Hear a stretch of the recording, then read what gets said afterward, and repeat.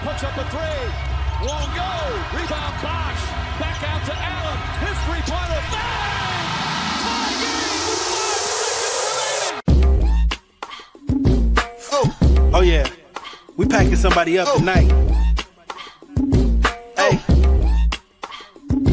Come on in, take your shoes off before we close the door. Few rules, heat packing the air, we about to blow. This the basement, ain't nobody safe, you already know. Grab a seat and kick your feet before you get too comfortable. You want the X's and the O's, the Trey, yes and no. Friends and the foes, the Butlers and the Herro. You can feel it in your soul, but when the ring is the goal. But if somebody need to go, we be sure to let you know. Going hard for my dogs is an everyday thing. Like Jimmy down the lane of 13 off the screen. Whole squad keep it tucked like number 17. Bring your takes and your memes, going hard for the team. Going down in the basement. It's going down in the basement. Get your takes off. Get your takes off. Going down in the basement. Yeah! Welcome to the Basement Sports Network post-game show. I'm your host, Royal A. Shepherd, and I'm joined today by Jess. Jess, how you doing this afternoon? I am good. How are you? I'm doing well. So, we got to see Bam and Kel'el start together. That shit ain't work either. The Heat lost 116-107 to the Portland Trailblazers. No Tyler Herro tonight. I'm pretty sure Jess has some nasty-ass agenda that she started to push on Twitter that she will bring to this platform, and I will immediately begin to shoot down. But I'm going to let her articulate her own points. Jess, tell me your thoughts on the game. I'm going to start with this. I am in no position to slander that man after the season that he's had. That might be a controversial statement. I don't know. I'm not going to do it. There's plenty of other people in this network that'll do it. So I'm going to be the odd man out like I am sometimes. Much like I've been defending Terry for a little too long. I think I got my sample size as of tonight, and I am off that train. Yeah, look. What I tweeted, I stand by. I think we missed his 24, 25 points a game or whatever. I honestly think we probably would have beat him. I mean, I don't know. Aside from that 3-point cold streak and everything that went wrong in the second half, I mean, I don't know. I was happy to see the Bam and Ware minutes for a little while. He, to me, himself has been kind of like this shining light, shall we say. I feel like there were two big weaknesses that we were kind of talking about. Was that he's gigantic and wasn't rebounding well and also didn't look comfortable on the offensive end. And like both of those things seem to be a little cleared up as of tonight, maybe the last few games. I mean, knock on wood, but it's happy to see that. We got to root for, the little things. We're here losing to the under 500 Portland Trailblazers. So we got to take away what we can take away, Yeah. So I will not argue your point that as a singular offensive force, Tyler Herro has been the best in that regard. But I will refute the fact that his presence will change the outcome of any game that we are playing. Like there are some things that you gain with Tyler Herro playing. There are some things that you lose when Tyler Herro is playing. I think particularly in the area of like ball movement, I think the ball moved really well in the first half anyway. I think the ball moved really well. Some of that you don't see as much when he's playing. I know that's like an old point, but it's a solid one. Like it just seems to lineups without Tyler Herro in it seem to flow in a different way in terms of like the ball distribution. And that was again present tonight. Now, where that ball ended up was in the hands of Terry Rozier, who was fucking awful again tonight. And like I'm not in the business of defending Terry Rozier. I'm also not in the business of slandering him. I told you bitches from the beginning that trade was fucking terrible. And now people want to have like hindsight on the shit. No, it was terrible then. You need to eat your vegetables and deal with it. So like we're not going to spend too much time unless you got anything specific about Terry's game that you want to point out. I just like the overarching he's shit at the game of basketball. But what did you think of Terry? He's bad. He's a lot worse than I thought. Again, I mean, I was trying to remind everybody, I'm like, guys, he got hurt last year. Like he was actually playing well before he had his neck thing. Like, don't worry, we're good. And then I can't even say that for a stretch of like more than one game that he's looked decent this season. Like he's just been bad. And I thought everyone was being a little too dramatic about it. I'm also in no position. I don't complain about that trade because I can't stand Kyle Lowry. So that's a win in my book. Even if he's the worst basketball player to ever wear a Heat jersey, I don't care. But that might be my own personal vendetta. But no, I mean, there's not much to say about Terry. I told someone on Twitter, I was like, his downfall needs to be studied because He went. I mean, not that he was ever like, I was talking about it with Andrew earlier. They were like, even on when he was the star of these Hornets teams, it's like they were never competitive. Like he's not that dude. And I don't think anyone was under that impression here either. We were kind of in a situation of like, we need to get this fat man off our team and try to upgrade. And turns out it wasn't really an upgrade. I wouldn't say it's worse because, again, I tell everybody I don't miss that 3 points, 3 assists stat line at all. It might be scary that Terry's like so confident and still like playing all these minutes and still being that bad. There might be an argument to be made there, but yeah, we gotta go in another direction, I think. So like my stance has been the same since the beginning, since the trade. It wasn't that like Terry's a worse player than Kyle Lowry. This isn't a pro Kyle Lowry take. It's just that Terry Rozier, in terms of impact, is a lateral move to Kyle Lowry. And at times now, it's starting to feel like it swings in the other direction, which means we lost. So, like, Kyle Lowry was always a net zero as a player here. Like, he didn't really help you, but he also didn't particularly hurt you. Terry Rozier is actively hurting this team at times, and it's fucking gross. I think Lowry, feelings aside, I think he at times was detrimental to the team on the court. I only say that because he wouldn't shoot.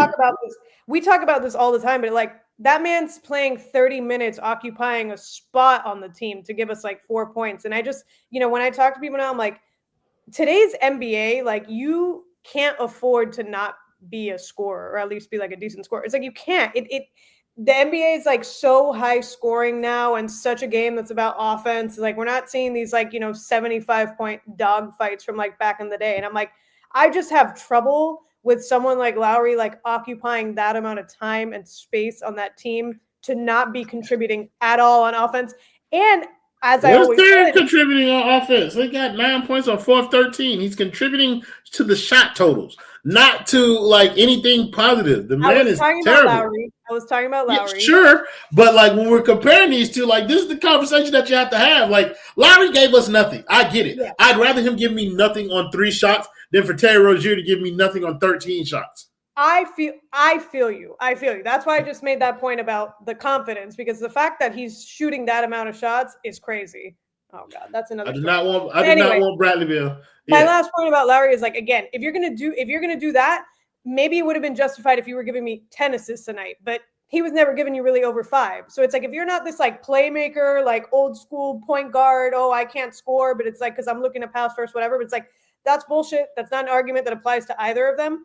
And they're bad in their own ways. Like Lowry wasn't necessarily taking a lot of shots and wasn't producing on offense. Terry's taking shots and missing them. That might be more hurtful because maybe they could be going to somebody else that's making them, or whatever argument you want to make.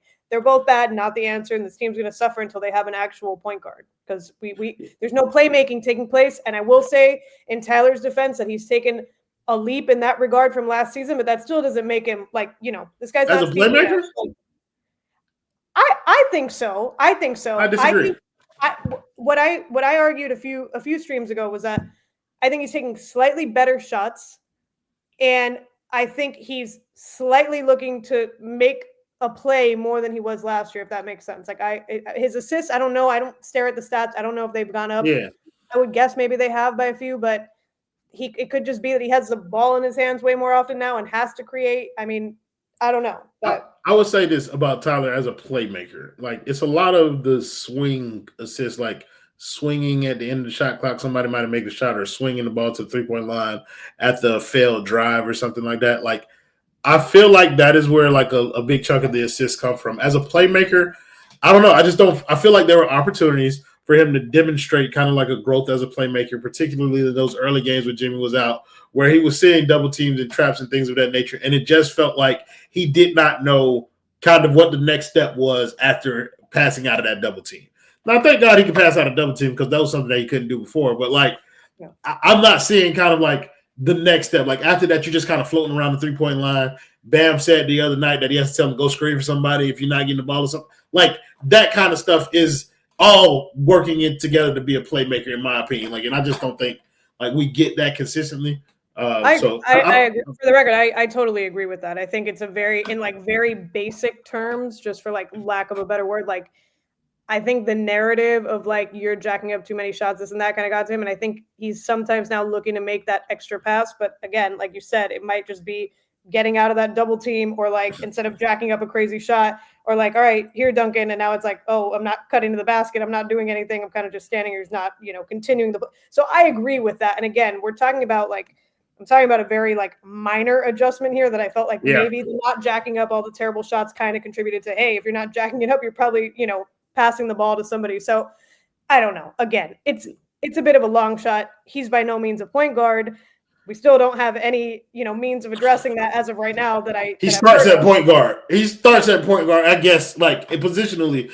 But like, yeah, but to the point though, like it's also like that's not who Tyler is as a player. Like you don't want Tyler in here trying to be a facilitator. Like he creates offense for himself in different ways. He's a catch-shoot player. Like, let him be that. And I think that's all to your larger point. Like, getting a point guard would help facilitate that. Circling back around to this game, I want to talk about Jimmy. Jimmy's like a polarizing issue all the time, but even more so now. Again, like, this felt like when they put the ball in his hands, Jimmy Butler is not trying to assert himself as kind of like the best player on this team. It's you guys built this offense to fit. And I'm still at this point from Jeff Teague. Like, you guys built this offense with me taking a step back in your mind. So I'm going to take a step back, and I'm going to play that role. You want me to be a third option? Let me be that. So he does a lot of the facilitating, 8 assists after 7 assists the last game. But 9 shots, 13 points, 4 rebounds. Didn't feel like a lot of – I don't know. Like, what has Jimmy looked like since coming back from this suspension? To be honest, though, like, I'm having a hard time judging a game now in this. You know what I mean? Like at this point.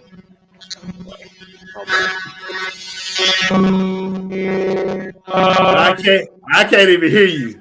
Your mic fucked up. That mic, yeah, he gonna fix that. But go ahead. What you saying? I was just saying, like, it's hard to like for me to like give like an actual like assessment of Jimmy right now, just because of everything that's going on. Like, he obviously, like, there's no secret anymore. We might have all like, assumed and wondered about whether he wanted to be here, this and that. It's very clear now. So I mean, I don't expect like what he's supposed to be doing the bare minimum right now, just to say he did. I'm cooperating with the team. I don't want to get suspended again. No conduct detrimental to the team. So like, yeah, you see him passing. I think he had like 8 assists tonight, which.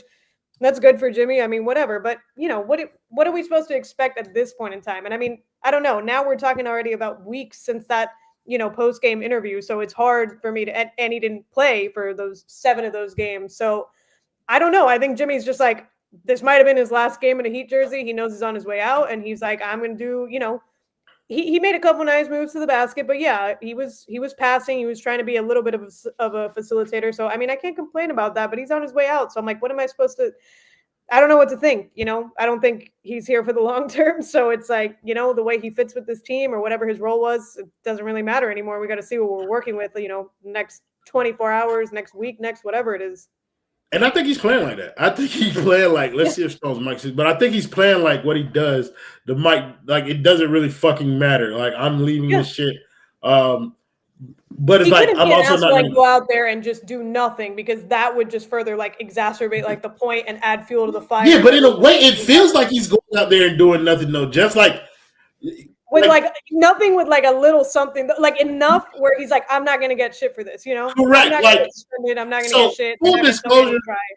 Full disclosure, Jimmy hooping like a nigga who coming to work, clocking in, doing exactly what the job description says, and clocking out and going to fuck home exactly when you're supposed to. And I respect it. I am a clock stealing legend out here, okay? And so like, I respect that. But as somebody who's like looking at the product, you just like, I know he's capable of more, and I know he's not fully locked in right now. Stone, can you hear me? Yes, I can, brother. Beautiful, man. It is beautiful. Yeah. So Stone. Disclaimer: we do not discuss football. I know nothing about that sport. Kel'el Ware, 20 and 16.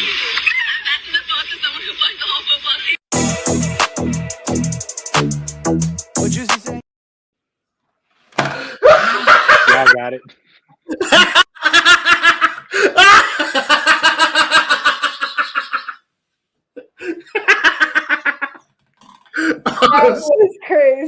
That's Oh my funny as God. shit. That's one of the Justin- funnier ones I've seen. Yeah, Justin, man, boy, get up out of here. But fuck it. I think he was going to a pretty solid place. We saw Bam and Kel'el start. First of all, like, how did you feel the first time we got to talk to you since seeing kind of like that lineup? So how does that? What do you feel about the Kel'el Bam pairing? Just throw it out. Like, I think, again, and I always talk about like sample size. I don't think we've seen enough to make like a fair judgment of it. And look, the second that a Kel'el game comes where he can't, hit more than 3 shots, we're all going to be like, God damn it, here we go again. These, one-dimensional players, which we're always complaining about on this team because we tend to get them. Even my man Haywood, I hate to say, No, he's a defensive player. I'm not praising him. I'm saying, we've had the same conversation over and over again about all these dudes that we need in for offense, we need in for defense. We can't get the best of both worlds to anybody. And it's not that there's an abundance of those players. But anyway, my point is, I think even in Spo's words, I'm pretty sure where the real concern was, he wasn't really producing on offense.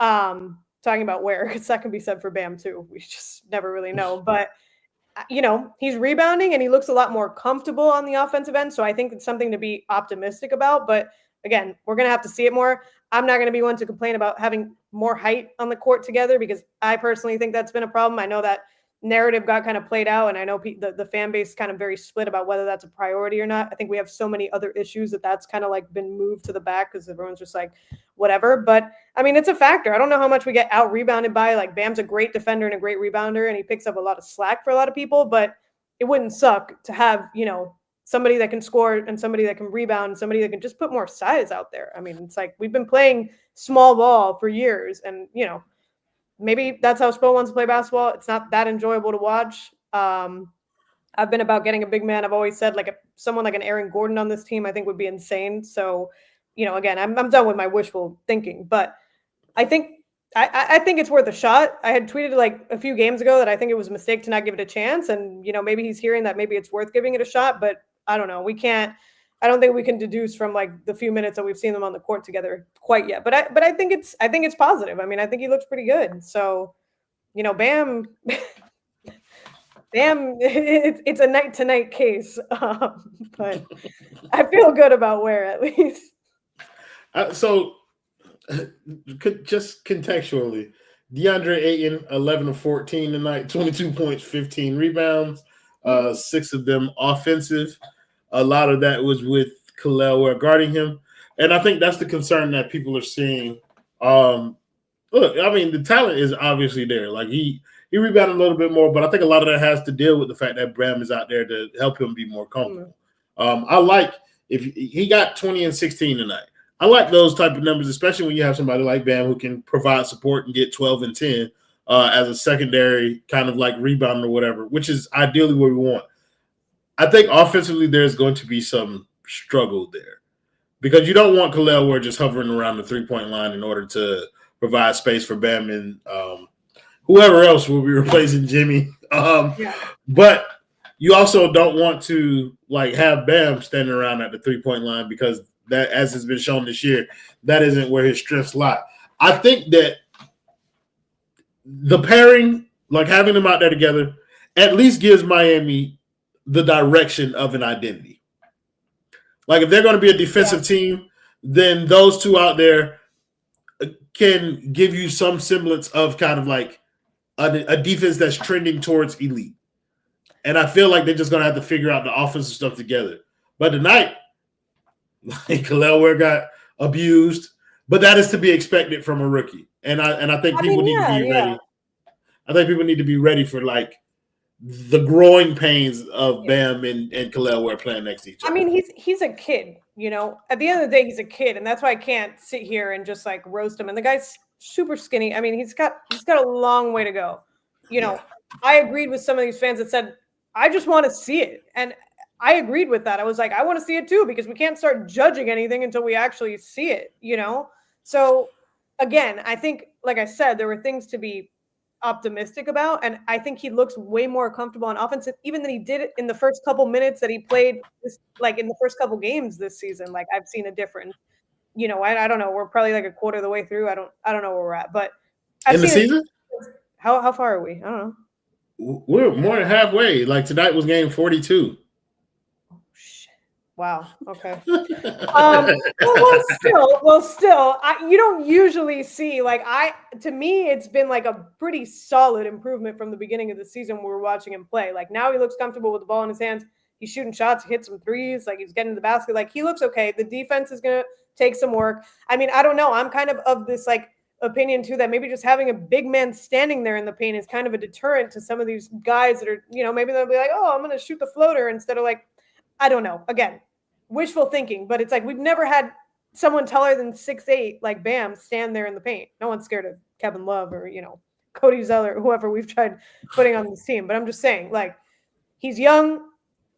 He's looking okay on offense. He has some strides to make on defense, but I think he's a project, and I think he might be a worthy one. Like, we got to start making decisions about that. I think we figured out we can't have a full roster of, G League dudes and, whatever round pick and whatever. Like, he's actually one that I feel kind of optimistic about because he's a real project. And that's more than I can say about Jaime, too. I hate to say because Jaime, I don't know how much. Basketball. Yeah, that's, I'm saying him and comparing him specifically because of how excited the fan base got about him too, but there's less work that you can do with him, if that makes sense. So he's closer to the ceiling of who he is as a player, and I think that was to be expected when you get a 4-year college player coming into the organization. Like, he's a known commodity by the time he gets there. He's as refined as he's probably going to get at the collegiate level, and there may be a little room for growth at the NBA level, but it's not much right now. I think with Jaime, it's pretty clear. Like, until he learns how to shoot the 3 ball, then there is no optimal role for him here with this unit. And I think he's going to get more opportunity once Jimmy gets up out of here and they clear up space. Because like he did when Jimmy was suspended or whatever, he's going to get more opportunity. I don't know if it's me, but he's getting stripped like all the time. Like, is that just me? Or no, it's not. It feels like people have figured out the little spin move that he does when he goes to the post, and like people are just taking the ball from him. But he also got that bull in the China shop thing going on where he just puts his head down and like doesn't pay attention to anything. I don't know if I got the Belinsky Pierre's 199 dono that he gave a while ago. But he said Suns getting that trade package ready. So we can spend a little time. This game is immaterial. It was boring to watch. Nobody gave a fuck. The Heat went down 20 points, and everybody thought the game was over. And then the Heat did what they do in the fourth quarter and made it look respectable at the end. But this wasn't a respectable game. It wasn't real. So the Suns end up trading their 2031 pick to the Utah Jazz in exchange for 3 picks. And essentially what the news is that that's the first step that Phoenix will have to make in order to facilitate a Jimmy Butler trade over there. So it looks like they have enough picks to maybe offer the Heat 2 of them and placate another organization for taking on the Bradley Beal contract. It seems like Bradley Beal has been open to going to Milwaukee. So some of the things that people have been floating around is kind of like Bradley Beal to Milwaukee, Miami gets Chris Middleton, Bobby Portis 2 picks from Phoenix. Phoenix gets Jimmy Butler. And maybe a Toronto gets in here to kind of help bring it all together. First of all, do you feel like this is making its way to an end, or do you still feel like we got a long way to go before February gets here? I never get too optimistic with this team. Like, I think in the last 2 weeks, I kind of felt like we're not going to do anything because that's what they've kind of led us to believe all this time. This is not true. Talk about it. Go ahead. We can get back to the Jimmy Butler. I'll go first. You know what I said about Bam? Bam is a case-by-case basis. He might look better than him on a given night. He's not a better offensive player than Bam. I mean, So this is my thing that people need to realize. So I know a lot of people were trying to compare Bam and Ware in terms of their ability to roll and catch lobs and stuff like that. Watch the game. Every time Bam rolls, Bam gets tagged by somebody. Kel'el Ware is getting a lot of free rail, roams to the rim, makes that lob pass very easy, which is why so many people who we have deemed terrible lob throwers can throw it. I've seen Terry throw it. I've seen Tyler throw it. You see Jovic throw it. It's because nobody's guarding him. That is why he can do that. It's not because he's a better offensive player than Bam. I think Bam is responsible for a lot more than Kel'el Ware is. Kel'el Ware's responsibility, very simple: get around the rim, offensive rebound if you can, catch lobs. They are not shoot open three if you got it. They're not tasking him with facilitating and starting offense. So, like, let's calm down. I understand Kel'el Ware is being productive, and I know people are excited about that. But there's no need to compare them to, because in essence, they need each other. And I think that's the overarching point that people need to understand. Like, you are Michael Jackson, you are free to disagree. And I don't care what your last name is. I saw Michael with J.A., and it became Jackson to me. You are free to disagree, and I do not respect people who disagree with me. But I don't care what you say, Clemente. You calling me a Bam lover? I don't care. I do not. But I'm just going to tell y'all right now, you take Bam away from Kel'el Ware, it becomes a lot more difficult for Kel'el Ware to get 20 and 16. He's a better shooter. That's fair. That's fair. Bam, his ass plays the same style for 7 years, the same style that has garnered you 2 trips to the NBA Finals, one in which he was the leading scorer on your team. Are you niggas gassing up Tyler Herro? Because he outscored Tyler Herro in damn near every playoff game we had last year. It was only 5 of them. We had no Jimmy. But when Jimmy wasn't there, Tyler Herro was there, Bam outscored him. Like, I understand Bam needs to get traded. You're insane. Like, and this is part of what I don't understand, because you guys, like, and I'm sorry, just that I've kind of taken this away from where we're going, but you guys who are proponents of trading Bam, but you're a pro Tyler Herro guys, it confuses me, because it feels like a half a season worth of Tyler Herro production has sold you guys, and yet you have a 5-year sample size of what Bam Adebayo is capable of in terms of a team that's aiming to compete for a championship. And yet we're willing to disregard all of that because he's scoring, 16 points a game? Knock on wood, Bam's not hurt that often, but I think people don't get to see enough what this team looks like without him out there. Good offensive game or not, like, Bam is non-existent. Whatever. I mean, well, we're not going to get anywhere. I mean, we're not going to get anywhere. Bam is not playing like a max player. He's also. Some of those arguments are fair. Like, okay, yeah, some of those arguments are fair. We're the same people that sit here all the time and say he's not scoring enough to justify this. He looks terrible on offense. He looks, Andrew just texted me something. He didn't have a single assist or a block or a steal today, I think, or something. Like, yeah, sure. Yeah, he had no assists. Yeah, I mean, but. Good night. Good night. Good night. Good night. You're not even. Don't even think about that. I'll see you in the morning. Don't even think about that, Daddy. Close the door.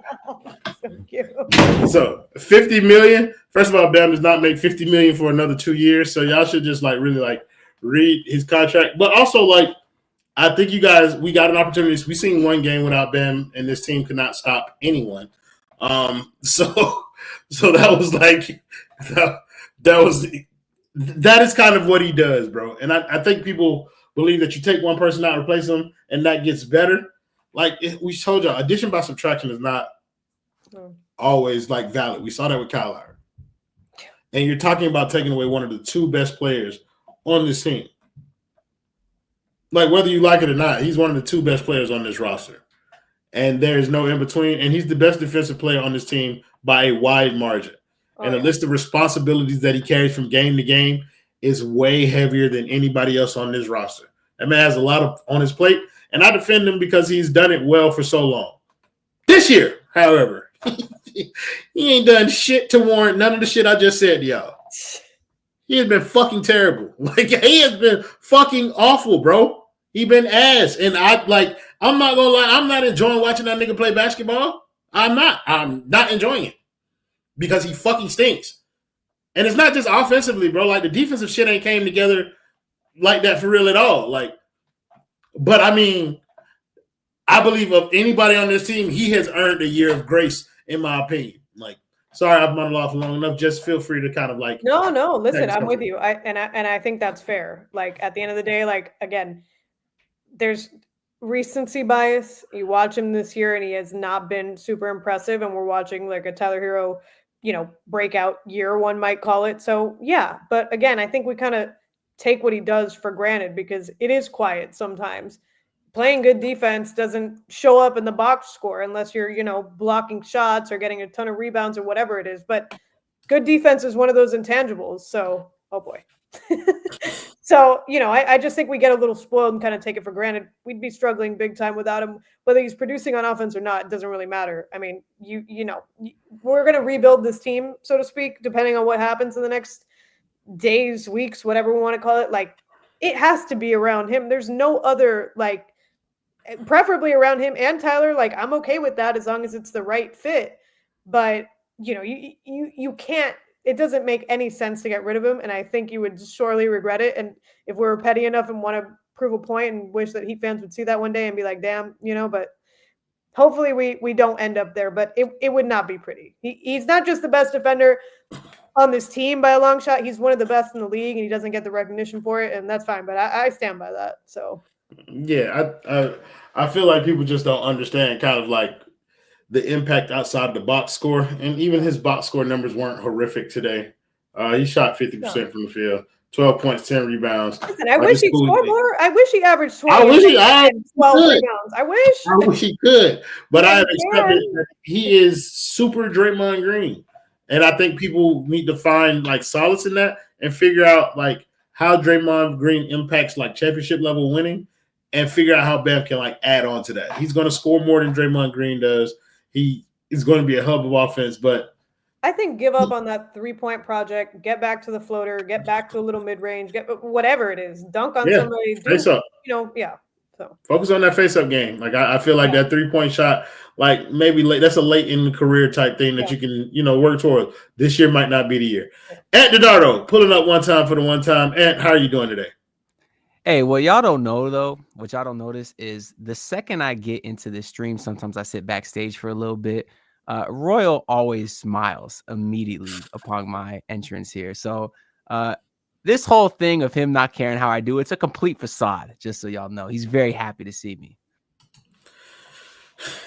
If we're going to start lying on the show, then I'm going to be the person kicking that off. Ant Donardo, we're not going to have you it's just, bro, just get on here and talk about basketball. Wait, I want to ask Ant what he's going to do with that jersey behind him.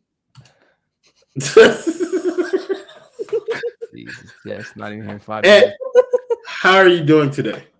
Honestly, I got the name today, Never Optimistic Ant, because when everybody knows this team is ass, it's just not any fun anymore, A couple years back, last few years, you used to have the two factions, the Heat fans, optimistic, pessimistic, whatever. But now that everyone agrees, it's no fun anymore, A couple positives today to try to put a positive spin on it, because I'm sure you two have not yet. Although I heard some good things about Bam, I guess I was listening. But no. So Tyler Herro's All-Star case, right? It took a nice little boost today, right? Be a man. Stand up, Max Camacho. Wipe the cum out your ass. Appreciate you, my boy. Dick sucking Ant Donardo on here. I'm gonna give him a chance to plug his little ragged ass channel. After he get finished, like, shut up. Hey, go subscribe to the basement, y'all. That's all that matters here. No, go subscribe to Ant channel too, and then tell him he rocks on his own videos. Don't come over here. You think I want to see Ant praise? I'll Max, take that. one more comment out of you, then bad.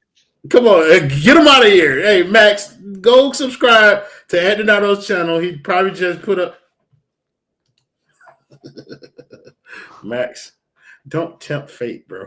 Like, I'm absolutely not gonna grow up. You can eat a dick. No, I'm not gonna grow up. No. No. You over here on my YouTube channel. Go get your own YouTube channel. I'm sorry, Ant. Please. I'm not sorry. No, that's perfect. I needed some more time to think about some positives of this horrendous game. Tyler Herro, right? His All-Star case, I guess, was helped out here. Yes, just search my name, The Handsome Nerd. It'll be up there. And I would just love to see, Royal's reaction to them announcing that on TNT. I think that'd be pretty funny. I guess I'm a lucky guy, right? The Heat have been blown out 4 of the last 5 home games. The one in which they didn't get blown out. The one in which I spent my hard-earned money on, which I will never do again for this team. As long as Pat Riley is still here. They won that one. So that was a good positive, I guess. I did throw $200 on the Heat money line when they were down 10. I'm not going to lie to you. That was a He's bad been a nasty boy. Nasty. He's been a nasty boy. But It's all good. I'll just smash the Terry Rozier under next game. I'll get it right back. But yeah, I mean, come on. You asked me my thoughts on this game. We're not gonna talk about this bullshit though. Like, let's find anything else to talk about. Like, no, we were talking about kind of like the Kel'el Ware Bam Adebayo dynamic. We've gotten a chance to see it, kind of an extended run of it for 2 games in a row. One game looked really great. This game still looked okay, but DeAndre Ayton kind of had his way a little bit with Kel'el Ware. Just want to hear your thoughts on kind of how that dynamic is working out. Yeah, so obviously everyone knows how great last game was defensively. Today, I feel like the defense was okay too, like you were saying. But part of the thing is though, when you're not hitting shots, that's crazy. When you're not hitting shots, it's gonna affect every aspect of your game, especially when you're shooting a. No, continue talking. Usually those don't slip past Royal, Ricky. I would have. But that's why I have the chairman. That's why I have you. That is why they call you the chairman, my boy. But yeah, in basketball, when you're missing shots, it's going to affect you defensively as well, whether it's just from a mentality standpoint. Obviously, guys get down. They start, putting their heads down and stuff. But also just the fact that they shot a ton of threes today. And when you're missing those are going to lead to the long rebounds. We saw a bunch of those lead to outlets for the Blazers. There's one in the third quarter that really pissed me off. Bam jacked up a terrible 3 at the top of the key when I was really hoping. Like 17 seconds left on the shot clock. And it hit the front of the rim. Jaime Grant got the ball, basically went coast to coast and laid it in. That's what I would like to see more of Bam Adebayo, more aggressiveness there. I mean, you saw in that third quarter, they were down 19, Spo called timeout. That's the make or break point of the game. It's either going to go to blowout territory, or they're going to make it competitive. The Heat came out of that timeout and had back-to-back turnovers and then just kept jacking up threes the rest of the way. And when that happens, it's going to lead to those long rebounds. I felt like Portland got a lot of breakouts because of that. And then once they were getting to the rim at will, now the Heat packed the paint a little bit, and then Portland just started lighting us up from 3 after that. So it's a bad game to kind of judge the Bam Ware pairing there, but I just like that Spo went to it after it was so good last game, and I hope he continues to do it. Did you almost call that nigga Wemby? Yeah, I did actually. I did that a couple of times in my last video too. I did. Max Camacho, I don't know who you talking about. I'm the fucking host. Go ahead. I forget who said it, but I was asking for nicknames. Someone was calling Ware Alien Ware, and I was like, "That's a good nickname. I haven't heard." Thank you, Justin. Jesus Christ. That's not kind of cold. No, bro. Beware, bro. That's because Royal's an Apple guy. He don't like those Alienware laptops. That's why. No, like that. But no, they the werewolf is Stone's nickname for Kel'el Ware. That was Eric Reed. Don't do Eric Reed like that. That was not Stone. He stole it from Stone. Beware is the name that they came up with for the Bam Ware lineup. There's also Wham that's being promoted by 5 Reasons. That one stinks. I'm sorry, Ethan. That shit sucks, bro.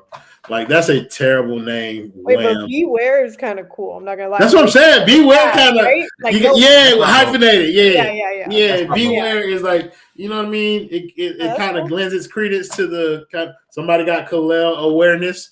But yeah, like the Beware thing kind of gives credence to the defensive tandem, whatever type shit that they got going on.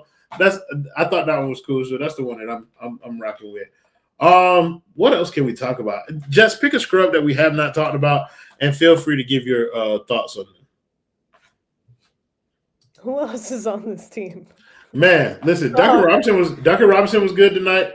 Yeah. Wait, Nikola Jovic played. That's what. Sure. I mean, I guess. No, like Duncan was cool tonight. Like Duncan was one of the only reasons it wasn't like a real serious blowout for like the entire time. Like, I mean, and that's not saying much, but and that run at the end of the game, like, what I love to say about the Heat, like too little, too late to get your shit together and make it competitive. Like we always run out of time. It's not the time to do that. Can't, do. That lineup was interesting though. That was Pele Larson, Duncan Robinson, Jaime Jaquez, Jovic, and Kel'el Ware that ended up bringing the game back at the end. It was the young boys. Yeah, the Jits and Duncan. Yeah, I mean, it was interesting. The Larson thing, I'm very confused about. Like, so I can kind of just touch on him too because I'm just, You're gonna touch on him. Oh well, that's not gay if you said. Oh my god. Well, go ahead. Yeah. He's a weird case. Like he looked good, and he was. I know Spo does this thing. Like if you'd notice, Haywood Highsmith is no longer in the rotation. Correct. I noticed. I thought you would. Coincidence You that he know, got blown we know out? he likes. Shut the fuck up. He likes to change it up a little bit. So I was surprised by the Larson minutes kind of just disappearing. I don't know. I mean, if I honestly think like out of like the young guys, like he has looked pretty good. He's not incredible, but he was getting to the rim. He was playing like okay defense. He was hitting a couple shots. Like he didn't look bad. So I was surprised his minutes kind of just, but that is a good point that you made, that it was them who kind of brought the game back into, within, it was 7 points at one point, I think. Even and it's kind of crazy that you brought up Kel'el Larson, because when they were down by 7, he got a steal and smoked the layup. Well, oh, that's right. That was yes. I mean, active hands. I mean, they got some energy. They were playing. I think that was helpful. That a lot of Duncan got a couple like deflections towards the end of the game. Duncan, listen, I can't. Well, I can complain about him the rest of the season, but not tonight. I'm not gonna bitch about him tonight. If Duncan Robinson was consistent and like good at defense, like he'd be, he'd be my starting shooting guard if somebody else wasn't in the way. I can tell you that. It's just when a certain element is in the mix that Ducky can't quite get to this level. You feel me? But listen, for him, and I'm happy when he's hitting shots, and Yeah, but if you can't play with our best players on the team, brother, like it's still there's credence to like get the fuck out of here. Like I'm sorry, with the way that he's played this year, like I'm not choosing. And he plays them even when he's not hitting shots, which is just. I mean, I can't. I could sit here all night talking about the lineups, and none of it makes any sense to me ever. I don't know what. They say if Duncan was black or mixed, brother, he wouldn't shoot like that, and he'd probably dunk better. Pick a role player and talk about him. Alec Burks. Oh, I expect Terry Rozier to airball, but you, brother, listen, that's all. But on the conversation though of Duncan Robinson, I understand you want Duncan to start, and you say he's your starting 2. He's also my starting 2.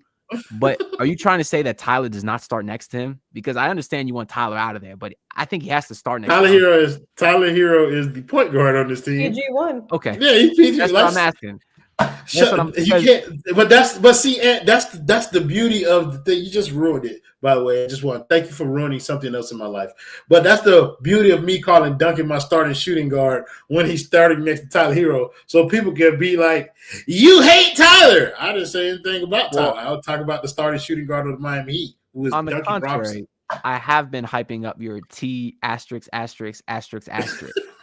the beauty of it. And I need more of that. I haven't seen it in a couple of weeks, and I need more of that. I need it to be kind of confusing with all, because I could just do 5 asterisks and it can stand for J, T, or T, and nobody will know what the fuck I'm talking about. Well, you know what I mean. Like, don't worry, we'll get to it. Oh, thank you, somebody with the $5 don't know. He said, told y'all when game started that starting terrible Rozier was lost. It's a lock. Brick Machine was at it again. We must never play him again. No, on the contrary, we must continue to play Terry Rozier because we traded a first-round pick and an expiring for him just last season. So I don't see how you can, like, what do you guys want to do? Are you just fuck it? Like, are we just going to fuck it and bench him, forget that it ever happened? Like, we can't trade him. Nobody wants him. What are we supposed to do? He has to play. We don't have a fucking point guard. And if we have to play minutes where somebody's pretending to be a point guard, we got to choose the shortest nigga on the team. Like, I don't know, like, you can't have an entire lineup of nobody being able to dribble the ball.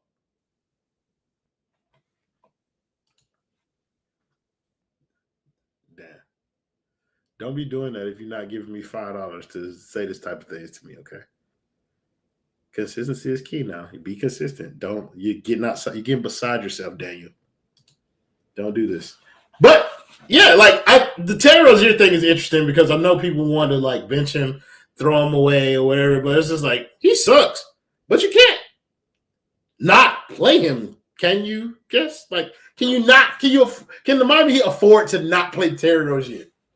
No, I don't think so. Unfortunately. And it's not just to be stubborn about like what we gave up for him, and it's just. I mean, we could try. I mean, who cares? Like, this team has nothing to lose anymore. Like, we just all have to start this whole narrative on Twitter and hope that Spo sees it eventually and just benches him. Like, I think he sees our stuff sometimes. Oh, Spo watches The Basement. He watches this show. Well, I was going to say this one, maybe. I don't know if he's just on Twitter. He definitely heard the complaints about not seeing the Bam Ware minutes. I might have been part of that. I don't know. But he saw it and he acted upon it. So, I mean, we have nothing to lose, but it's like, who's going to play? Who's playing? We don't have anybody. He does not. So he does not fit this team. Who does? Is my question. Like, does Haywood Highsmith fit this team? This team is so badly constructed that like there's not even like 1 or 2 or 3 moves that will fix it. Like there's not like it. But that's what I'm saying. Like, are you telling me that Terry Rozier doesn't fit this team? So let's play Pele Larson, who is a rookie. So therefore we are unsure that we are unsure of whether or not he's the answer for this team. Like you said, Ant is probably a fit for this team. Well, he can't play defense. He's an undersized 2-guard. I played some D in my day. Jess, I've seen you in person. I'm sorry, but we ain't. Me and Terry. But I mean, but when I'm talking about shooters, though, I mean, I'm all about my D Royal. You tripping?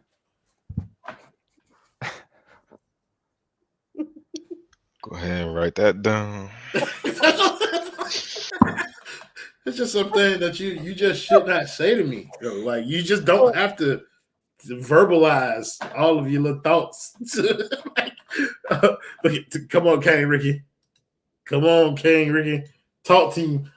Yeah, the Terry Rozier thing is interesting because I think a lot of people really want for him to be kind of like punished or, banished out of the lineup. And I just don't think it's possible. And do you think it's possible for them to kind of like find a way to make this work without Terry Rozier? Do you guys think Spo is being stubborn, or do you think they're legit trying to showcase him? I felt that way for a long time now. That you gotta let me. What do you mean by stubborn? Like, let me know who and what do you mean by like? Are they being stubborn? Do you guys believe Spo honestly believes Terry's going to turn it around, or do you think all these minutes are a result of we got to showcase this guy to get rid of him? Because for the last couple of weeks, I'm leaning towards the showcasing part. I think Spo is playing him because he has no alternative. I think he'd be clinically insane if he's like, I'm playing Terry because he's the answer. He's going to turn around. He's going to, like, I don't think anybody's predicting him to turn around. But I don't think that there is a valid alternative to Terry Rozier. But like, yeah, legitimately, who would play that's on this team? Okay. Larson, you can't start Larson. What's the harm of getting Christopher or Stevens minutes? Like, that's how bad Terry's been. I'm not saying they're the answer. That's me saying Terry's that bad. That's all I'm saying. What's the harm in playing those guys? They could be worse. Yeah, I feel like Larson would be more of a, You didn't get just blown out by one of the worst teams in the league? I mean, technically, we only lost by 9 points. But, like, we all know. Like 25. No. We got blown out. Like, this is his point. But I'm just saying, like, and history won't remember it that way. Mm-hmm. But I'm just, look, my thing is, like, if you are going to move in that direction that you're discussing, where you're, again, trotting out G League players out there, then there is no need to be playing Duncan Robinson any minutes. Like, there's no need to be playing Terry Rozier any minutes. There's no room for Haywood Highsmith. It is all young guys, Tyler and Bam. Like, that to me feels like when Josh Christopher should be playing, not when you're trying to evaluate what you have on this roster. I don't think they need to be evaluating Josh Christopher for anything. And I don't think he's going to help this team do anything. I think the Miami Heat's goal is to win games. I think that is always their goal. No matter how dumb of a fucking goal it is, that is their goal.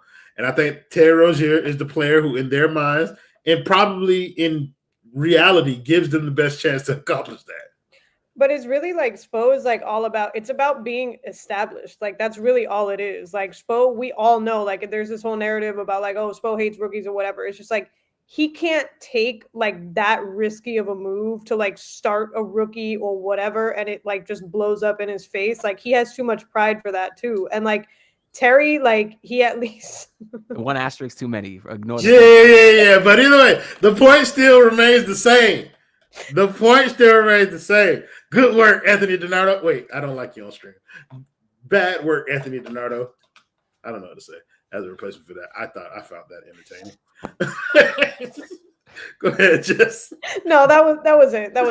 He has too much pride, and he would get roasted if he started a rookie and let him play like 30 minutes and we just get like he wouldn't do it. He's always gonna go with the people that are established that aren't gonna completely embarrass the shit out of him, but no matter how bad they are. And he's really bad. I mean, Terry's really bad, but he just won't do it. And we'll never tank. Same shit. We'll never tank, so we'll never blow it up. So, all the shit that we've always wanted, like, it's not gonna happen. So, like, we're never gonna see all those rookies on the court again other than this when we were down 25 and they brought it back. Need to make the playoffs, but the youth can still get them there. Explain that to me. Too much faith in the youth. Explain that to me. Do you believe that a lineup that is featuring Jaime Jaquez, Nikola Jovic, Josh Christopher, Pele Larson, and Kel'el Ware can be a playoff team in the NBA? Like, brother, like, I get it. You guys believe in Miami's ability to find talent and maximize it, but that takes years. All right? It's not just an instant. Like Gabe Vincent, Max Strus, those guys did not come out of anywhere, out of nowhere. But, like, it's also like, this is professional basketball, bro. That's disrespectful to teams like a Detroit who are, I mean, let's be honest. Detroit playing some solid basketball right now. They're ahead of the Heat in the standings. That's disrespectful to the Orlando Magic. That's disrespectful to the Atlanta Hawks. Like, all these teams that are middling, that are right above the Miami Heat, to say that we can put them Jets out there and secure a playoff spot, that's disrespectful to those teams and where they are in their process.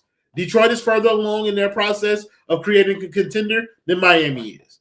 And I know that may sound like blasphemy, but you're about to lose Jimmy Butler, and that's going to become your reality really quickly. Sorry. If Miami, let's say you just take Jimmy off, don't replace him with no one, who wins in the playoff series? I'm taking Miami over Detroit. 7-game series, Miami-Detroit, no Jimmy. Like, I get what you're saying. I mean, talent for talent, though. I still go Miami. It don't mean shit, but. Okay, so the best player in the series is Cade Cunningham. Right? That's not my all-star. I'm sorry. So you taking Tyler Herro over Cade Cunningham? Let's not be a homer, bro. Let's not do this. I'm too far in this point. You're too far gone. Okay, so you taking Tyler. Let's do the matchups though. Who's the second best player on Detroit's team? Ivy. Maybe. I don't know back, but yeah, maybe Malik Beasley, Jalen Duren, like Tobias Harris, maybe, like, you know what I'm saying? Like, you got a couple guys there. I don't think the Malik Beasley probably is the second best player on that team. I would pick Miami, but I feel like the fact that it took me so long to arrive at that conclusion is an indictment on the players that we have here. Well, to your point, one team is ascending, one team is descending, and that's, I think, the more important. And without Jimmy, like, who do I trust to close this? Like, I don't trust Tyler Herro. We're also not losing Jimmy for nothing, though, and I mean, I'm not sure what we're going to get back. Yeah, but I just wanted to like do the scenario in like just kind of like in good faith. The only reason I brought it up is because I actually do think the Heat are going to make the playoffs with or without Jimmy. And I think that's a problem because I do also agree that they are descending while the Pistons are ascending. And that's obviously a problem because then you're losing out on your pick this year. So, well, the Miami Heat are currently, we're going to make the playoffs. The Miami Heat are currently 9th. Yeah. In the standings, which means that they are in the lower tiered play-in game against the Chicago Bulls in a one-game scenario. I would pick them versus the Bulls. I would not. That's a lot of pressure. We don't have that chance to lose that first game like we've had the last 2 years. Correct. I also wouldn't pick I wouldn't pick the Miami Heat in any one game scenario because Vibes will be better once Jim's gone. I mean, they're not get blown out Sure. 4 out of 5 times bad. And I think No. those are Like vibes are one thing. Vibes are one It's thing. toxic. Talent is another. Like this team seriously lacks like playoff experience once Jimmy Butler is off this roster. The most experienced playoff person would be Kevin Love, who will not be a factor in this series, followed by Bam Adebayo, who nobody believes can carry any team anywhere in the postseason. And then third, you have Tyler Herro on this roster, who has shown us that he is a 14-point per game scorer in the postseason. That's what he's shown us. I'm not saying that he will repeat that feat. I'm just telling you what is factually accurate as of right now. Which is that they have more playoff experience than Chicago. I mean, we're comparing shit and crap. I understand, but sure. But you did this exercise, Anthony Donato. Let's take a look at the standings. Let me see. I got it right here. Okay, yeah. They would have to jump. Well, they're 9th, so essentially they'd have to beat Chicago, and then they'd have to beat the loser of Detroit, Orlando. Right. They would lose if that loses. Yeah, no, I feel terrible about that game because they would have to travel to either one of them. Orlando's a home game, so that's fine. But we have to travel to Detroit for a 1-game playoff. I do not trust the Miami Heat to beat the Detroit Lions or the Detroit Pistons. I don't either. I don't trust them to beat the Lions either. Me neither. I don't trust them to beat the Chicago Bulls. Stay in 9th or 10th. This is what I'm saying. With the Philadelphia 76ers. You are one bad losing long-term injury to like Tyler or Bam after Jimmy gets traded. Of this shit just being like bad. And I don't know. I might blame myself for. Hopefully, it's 1 game with Tyler. But the other day, I was like, if he gets hurt, like we have a real problem. Oh yeah, for sure. Like real problem. I don't want nobody to get me fucked up about the Tyler. I don't want nobody to get me fucked up about this Tyler Herro shit, bro. I am not a fan. I have never been a fan. I am still not a fan. I do acknowledge that this is the best year of his career. I do acknowledge that he's playing well, all-star caliber. I have no problem with people saying that. I also acknowledge that if Tyler Herro gets hurt for an extended period of time this year, this current iteration of the Miami Heat is fucked. That is our best offensive player by far. Like, I feel the same about him, but the facts are the facts when it comes to this man. Tonight, I don't think we missed him as much tonight as we would if this is a prolonged stretch because we got a good Duncan Robinson game. We ain't gonna always get no good Duncan Robinson game. No. And so, like, I think it's cool, but this here, don't know if I can go that far with you, brother. I can't say Simons is better than Tyler Herro. I can say that they're about the same to me. Like, they both feel the same, but better. I can't give Simons that. Like, the games are too similar for me to kind of do that. Want to go on to this next game because we're getting close to the hour point. I have no idea who the fuck. They got the Bucks. Interesting. And it's in front of the hoes on TNT. Hey, the boy feeling good?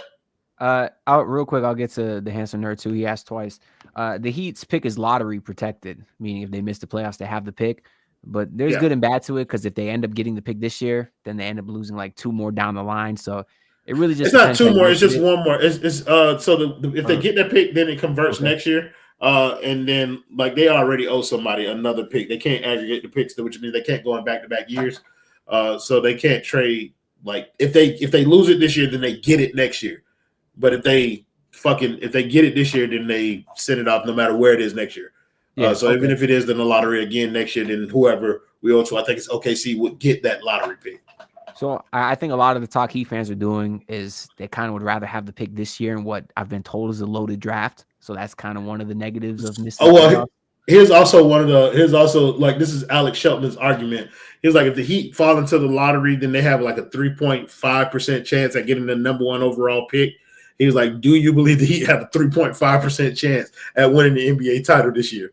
And it's like, no, I don't. I believe they have a 0% chance. So I'd rather go with the 3.5% chance at getting the number 1 overall pick. Is it more likely that the Celtics plane hits the Cavs plane and then that explosion blows up and it hits all the other teams? Correct. What do they got? They got Milwaukee on Thursday? Yeah.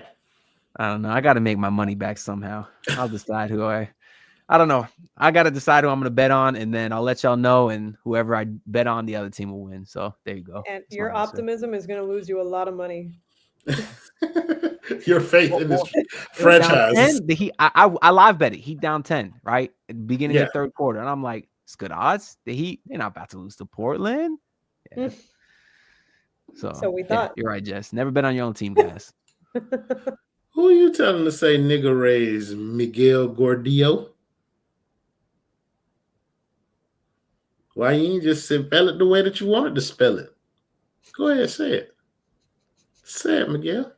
I feel like Jess, the girl feeling good? What? Pass. No, it's not for me to say, but No, he does not get a pass. okay. No. He is Jaime Not Jaquez in disguise. Not I can feeling see. good. Pretty sure the game's there. I just looked. It's currently 0 degrees in Milwaukee. Is it? And no. I don't even think that I could sit here and tell you they'll beat, the worst team in the league. I can't. I don't know what's gonna happen with this team. They Jimmy did lose Butler to the in Utah here. Jazz, who were on a 7-game losing streak and had only won 7 games. It just doesn't even. Yeah, and then we go and we beat the Cavs. This team makes no sense. I'm over it. I don't know. I just want to see what happens. Sounds like there's some movement with the trading of the picks, so I'm gonna follow that. And yeah, Thursday not looking good. Yeah, I disagree with you, Jess. I'm gonna tell you, Ant will be placing his money on the Milwaukee Bucks because the Heat about to blow that shit out. Fuck is you talking about? Star forward Chris Middleton will be scoring 60 points for the Miami Heat. This trade happening tomorrow. So in time for the game, Bobby Portis 60. Kel'el Ware 30 off the bench. Bam! 10. 6 rebounds. You got your 78! Who? Giannis? 240! We can't go out that nigga. Don't worry, Ware's gonna guard him. Bradley Beal, 30! Shit. They gotta win. They gonna win. Because they always beat these good teams. Well, I didn't know we were gonna have half Milwaukee on our team. That's a different story. Yeah, we got Chris Middleton and Bobby Portis on the way. Pat Connaughton might be in this bitch. I don't want they Bobby say it's about Portis. a 6-17 deal or whatever. We don't give a fuck. He said the funny thing is my bad prediction will be correct. Brother, I'm never wrong. I don't know how y'all ever. Oh. I said Bama had 12. Terry Rozier, 3 of 15. Yeah! Generous. You right. Thank you guys in the comments as always for joining the show, making it much more fun. What's up? Did you have a good MLK Day, Royal? Fuck you! Play the video, Justin. No, I gotta be honest real quick. No. Let me talk. I got some fire to do at the end of this. Let me talk.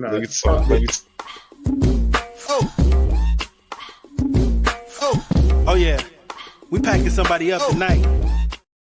Fuck that. No. I'm tired, bro. I right-clicked on the end the stream button so it didn't end that shit properly. What? I'm tired, bro. I had to force my right hand with my left hand to click on the video, bro. I'm tired, bro. They keep doing this to us, man. It's too much, bro. It's too much. The Miami Heat. They don't deserve an outro. They don't.